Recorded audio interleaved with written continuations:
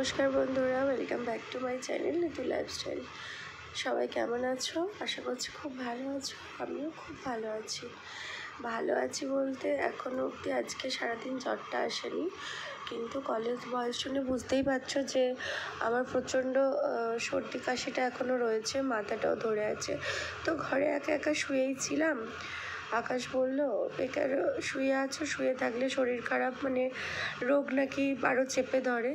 তো চলো একটুখানি বেরোই। আমার বেরোনোর ইচ্ছা ছিল না, তো ওই একটুখানি জোর করতে তো বললাম যে চলো তাহলে বেরোই। এখন অবধি জানি না কোথায় যাব, তো দেখা যাক কোথায় নিয়ে যাবে, সেখানেই যাব। আসলে 2-3 দিন ধরে শরীরটা প্রচণ্ড খারাপ, তাই মেয়েটাকেও সেভাবে নিজের কাছে রাখতে পারছি না, কারণ এখন তো সবার ভাইরাল ফিভার হচ্ছে। তো যদি বাই চান্স মেয়েটারও চলে আসে, সেই জন্য ও তো ছোট্ট মানুষ, এই কারণে। তো এই যে বাবার সামনে বসে পড়েছে, এখনও বাইকের সামনে বসতে শিখে গেছে। আর এই যে দিদিকে টাটা করছে।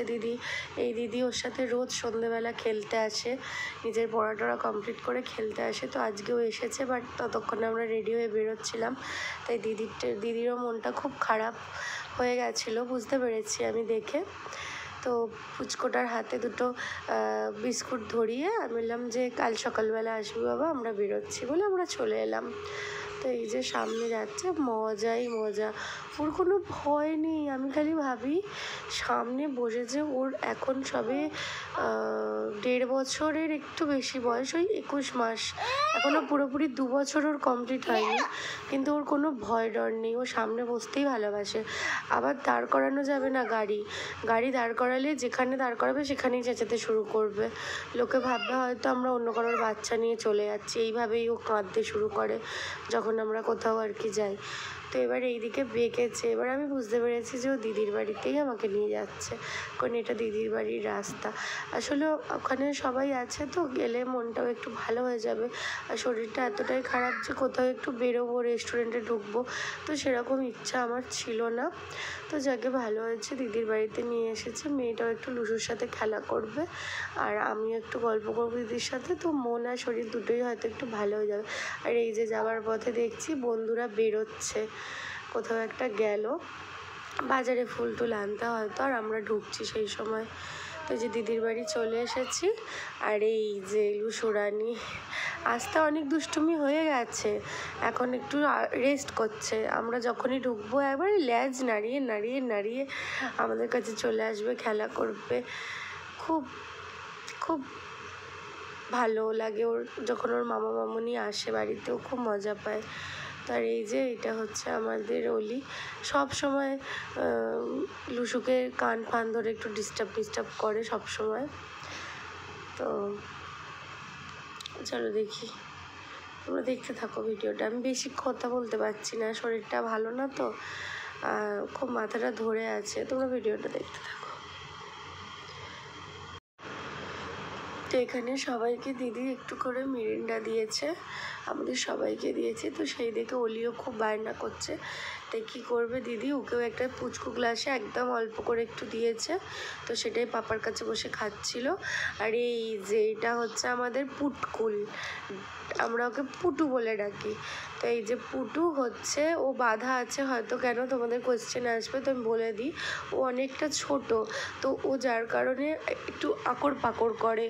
আর অলি গেছে, তো ওকে ফট করে ধরতে গেলে ওর হাতে নোক টোক লেগে যাবে, তো সেই জন্যই ও বাঁধা আছে। আর ও সবেই এসছে এই বাড়িতে, তো সেই জন্য। আর লুসু বড় হয়ে গেছে এখন, লুসু একটু শান্ত হয়ে গেছে, আর পুটু একটু দুষ্ট, যার জন্য ওকে ওপরে বেঁধে রেখেছে। ও নিচেই ছিল এতক্ষণ, বাট অলি বারবার ওর কাছে চলে যাচ্ছে, আর ও না বোঝে না, তো কামড় দিতে যায়, তার জন্য ওকে এখন একটু ওপরে রাখা হয়েছে। আর এই যে ওকে একটু ওর মা মিরিন্ডা খাওয়াচ্ছে। এটা দেখছে, দেখো লুসু কেমন বসে বসে ভাবছে কি যে ওকে হয়তো দেওয়া হবে না, কিন্তু হ্যাঁ ওকেও দেওয়া হবে। তার আগে একটু পুটুকে খাইয়ে নিচ্ছে আর কি। প্রথমে একটু পছন্দ হলো না প্রথমে, তারপরে এখন খেয়ে নিয়েছে, পুরো চাচু পুচু করে নিয়েছে। এবার পালা হচ্ছে লুসুর। এবারে ড্রিঙ্কস, গ্লুকন্ডি ওঠে না, ডাবের জল ওঠে না, নুন চিনি জল ওঠে না, এই এদিকে দিদি লুসুকে খাওয়াচ্ছে আর এদিকে আকাশ হোলিকে খাওয়াচ্ছে। দুজনে এখন ভালো করে বসে মিরিন্ডা খাচ্ছে, একদম চাচিপুচি করবে আর কি। গ্লাসটার সাইজ দেখেছো? যে সাইজের অলি সেই সাইজের গ্লাস বের করেছে দিদি।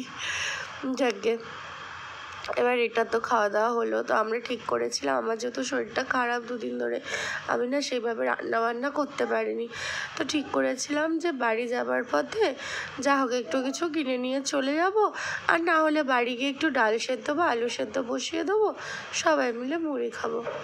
তো আমরা দিদির বাড়ি মাঝে মধ্যেই আসি, তো কখনো খেয়ে যাই। দিদি সবসময় বেশিরভাগ টাইমে খাইয়ে পাঠায়, জোর করে খুব, তো বাধ্য হয়ে খেয়ে যেতে হয়। বাট আজকে ভেবেছিলাম যে 10টার মধ্যে বেরিয়ে যাব, যেহেতু শরীরটা ভালো না সেহেতু তাড়াতাড়ি চলে যাব, মেয়েটাও সাথে আছে। বাট ভাবা, আমার তো এখানে যেটা ভাবা সেটা কাজ হয় না। তো দিদি জোর করলো যে খেয়ে যেতেই হবে, তাই এই যে দিদি তোড়জোড়ও শুরু করে দিয়েছে। ওদের নাকি আগে থেকেই প্ল্যান করা ছিল যে আজকে নান বানাবে, তো এই যে নানের জন্য অলরেডি তেল গরম করে নান ভাজা শুরু করা হয়ে গেছে। আর তার সাথে ছিল হচ্ছে পনিরের একটা রেসিপি। দুটো জিনিস খুব ভালো হয়েছিল, চলো তোমরা দেখো, তোমাদের সাথে শেয়ার করছি।